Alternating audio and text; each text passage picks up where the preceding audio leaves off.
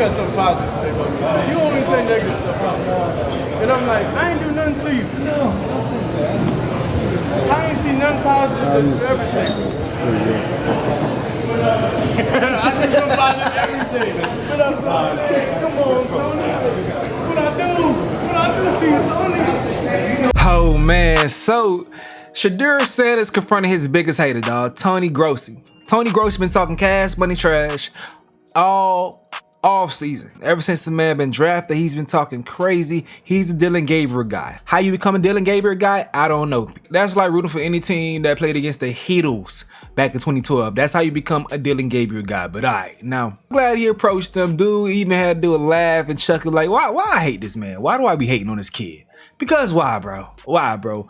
But you guys already know we covered the situation going over last night's performance at Shedeur's first preseason game. Got to start even though he was being hated on. And Tony Grossi is a reporter, beat writer for the Browns. Dude says Tony Grossi writing this tweet right here, saying Shedeur shines under the lights in NFL preseason debut. Browns win 30-10. But you know, they had to be hard to admit that you're wrong, because we went over some things that dude was saying. Like, look at this compilation of him talking shit and being checked by Rizzo. He's got the fewest reps in camp, and he's got a sore arm.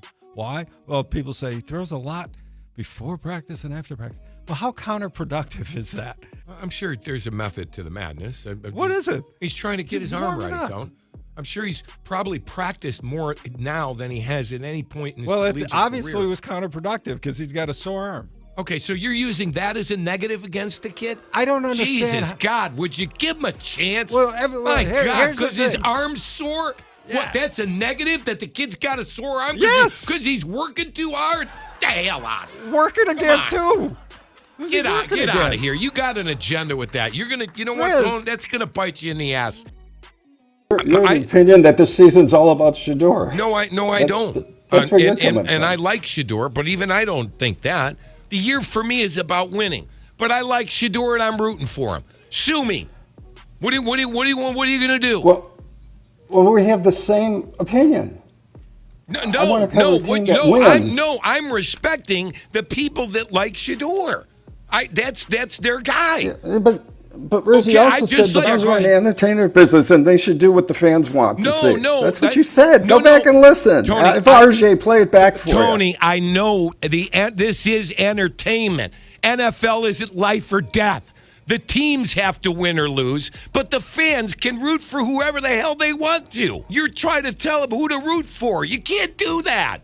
The team wants to win. I want to win. But there are fans out there that just want Shedeur Sanders to play because they love him. Get over it. Okay.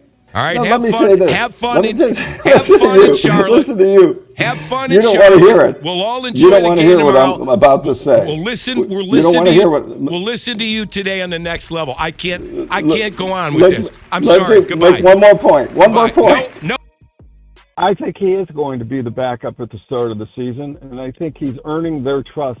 I think he throws the ball excellent. He releases it well. It's a tight spiral. He sees the field quickly. He is really, really good at play faking, an essential part of this offense.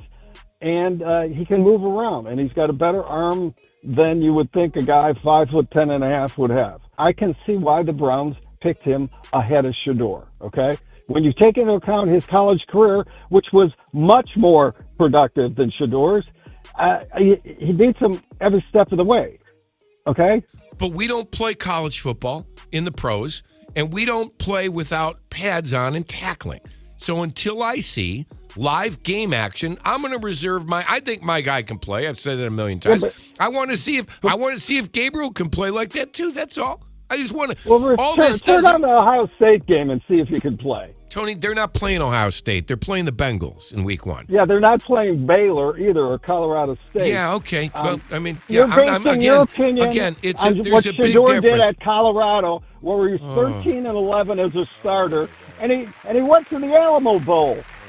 There were a lot of great college players, Tony. Doesn't mean they're going to play well in the pros. We'll have to wait and But see. you think Shedeur's going to play well in the pros? I don't know. I don't know if he No, is. no, I think he is. no, I you think said he you is. know he will. You said you know he will. I kind of do know he When gets his will, but opportunity. yeah, I've been wrong Okay. once or twice in my 40-year career. I've been Well, wrong. what I'm Shout out to Rizzo for holding it down. He's been holding it down for the longest. But one thing that dude had ended up writing last night, which is crazy to see. Grossi said, I think he's much closer to a first round pick than a 5th round pick. Grossi. We all knew this. At the worst, he was a 2nd round pick. At the worst, a 2nd round pick, dog. And that's only if you really valued arm talent. That's the only way. And still he has sufficient arm talent. The intangibles are there with Shedeur, dog. So I just don't understand what this hate and shit come from. But Grossi said this right here. My bottom line on Shedeur is impressive debut. He put the pressure on quarterback 2, Kenny Pickett, and quarterback 3, Dylan Gabriel, to get healthy and perform next week. Good luck with that, man. But alright, in case you guys didn't hear, check out some of the audio from Shedeur's post-game interviews, including him not being satisfied with his performance, dog. This is how you know this boy is going to be solid in the league, man. Like, that was so fun. Like, it was so fun doing that. All right, last one. Your family's watching at home. Your dad's going nuts on social media. What do you say to him? Sorry, Pops. I ain't do what I was supposed to do fully. But, you know, we'll live to see another opportunity. Shedeur, you look so comfortable tonight. Whether it's the boombox as we saw you coming in, the dance and the wrist flexing, or the accuracy and the pocket movement. What did you want to show people tonight? I'll just get my feet wet. That's it. You know, this is a good practice showing overall. So I feel like I did everything, you know, I could tonight. I feel like there's definitely room for improvement, you know, in many areas overall, and just consistency and getting in my groove. When you don't play for so long and you get back out there, you got to find your rhythm. You got to find your groove.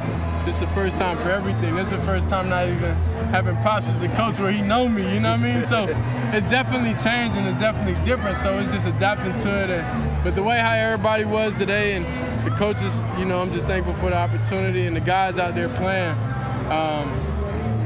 It was different. You know, it was a different vibe. You mentioned the rhythm. You've done a lot of waiting this spring and summer, but today was your opportunity.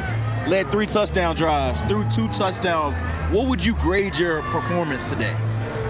I would say a C+.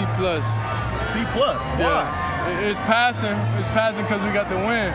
You know, that's first and foremost, and that's extremely important. But, you know, Pop said, you know, take advantage of the opportunity, and I don't feel like I did. So, you know, I feel like I let him down a little bit. But on the team behalf, I feel like I ran the offense pretty well. I feel like I got to my decisions, and in some things I could have done better, and different process where I could speed my feet up. So, you know, I'm just thankful for the opportunity. I'm happy, you know, we won, but it's definitely still time to go to work. Right. Obviously, you're critical of yourself. I think a lot of people at home would think you put on a show. What is the element you want to improve on the most that you said you're thinking you let Pop down on? I would say definitely getting to that rhythm early. You know, that's something I've been working on even since college, you know. So we can't, there's no circumstance we could start out, you know, throwing 0-1 off rip, because then you go in the hole and you got to get back out the hole. And one thing I pride myself on is getting out the hole. So, you know, whenever you go down, you ain't gonna go too deep down. You're gonna get back up, and you know you're gonna keep doing it over and over and over again. So I'm just thankful for the opportunity, thankful for, you know, being out here, being able to have fun. Just everybody's dream to come out here and, you know, play the game free. And that's, you know, what I'm thankful for. You talk about playing the game free. It looked like it. Let's talk about your 2 highlights. You had the touchdowns, and it looked like tight windows. Yeah. Can you take me through each of those plays and what you saw inside the pocket? I'm not even sure. I don't even remember that, honestly. But it was just trusting the reads, and, you know, the guys getting there. So it's a feeling, you know. And I know when I got that and I know when I got that feeling. So when you out the rhythm for a second, you know it. You got to find different ways to get in that mode and get in that rhythm. So that's what it is. I felt like I had small pockets of, you know, finding out how to get into that, you know. So I just got to find out, regardless of reps, regardless of anything, how to get into that early and often, and having endurance in them windows. You talk about reps. What do you think this performance should mean for you and your reps, and what you could do in this Browns quarterback battle? I'm not really concerned about that at all. You know, I only can control what I'm able to do and get out there, and this was reps, you know, for me. Mm-hmm. You know, so this was a lot of reps, you know, overall for me. So I guess this is my practice, you know, and I feel like I practice when, good today. We won. Yeah, absolutely. Last one for me, I saw you giving some love to Jimmy over there. You got a lot of love on the internet. Your dad been live tweeting. LeBron tweeted you out. Oh, that's love. What do you think about when you think about the love, whether it's in person or people at home supporting you? Well, it's different. You gotta understand what I'm playing for. I'm playing for a lot of people and a lot of beliefs. You know, overall, I'm playing for those who don't have a voice. You know, so who I'm playing for is people locked up. You know, they text me, sending me like, bro, we rooting for you. Like, the external motivation, you know, I have is crazy, and I channel that, you know, to make sure it's always gonna be motivation. So regardless of how I'm feeling, regardless of anything, you know, I know it's a lot of people count on me to succeed. So I just gotta make sure, you know, I stay positive and stay everything throughout whatever's going on, because it truly don't matter, because you got a lot of people that believe in you. There's a lot of 12 jerseys out here still, and it's amazing. Like, you know, I was just in college, and, you know, last time I was in the NFL stadium, you know, I probably seen Dad play when I was like 2, and he was for the Ravens. So, like, for me overall, I'm just thankful for it, and sometimes, you know, I don't understand the magnitude of things because I'm such in a bubble. So I'm just thankful that, you know, it's a lot of people that have support. Absolutely. And tonight it seemed like it was perfect timing. Appreciate you, my man. Thank you. Listen, I'm happy for Shedeur. Hope we keep this thing rolling, dog. Someone made a great comment in my chat. Shedeur is going to perform as well as the Browns want him to perform this year. Moving forward, period, on that team, they're going to have to pour into him. You see the starting point that you're at right now, and this is with a little amount of reps with the ones, running the offense, just giving him, pouring into him. If you focus on him, you have something there. You have intangibles there. Clean everything up. Stop wasting time on Kenny Pickett. Dylan Gabriel, I feel sorry for the young man. But Dylan, try to be a backup, man. Shedeur is the way you need to go. Get him reps with Njoku. Njoku loved that boy. Y'all see him interact with Njoku? Get him some reps with him. Get him some reps with Jerry Jeudy, Cedric Tillman, and all them boys. Get him them reps, dog. I think that rookie tight end fan is gonna be a problem as well. But get this man some reps. Let him build that rapport, and things are gonna be nice for this team, man. You only got so many years with Myles Garrett there. Y'all got a gift from God with Myles Garrett. Don't piss that big man off. Do the right thing by Shedeur. Y'all let me know what you gotta say in the comment section below. I'm gonna go ahead and get up out of here though, and this is another update with Stace. Yo.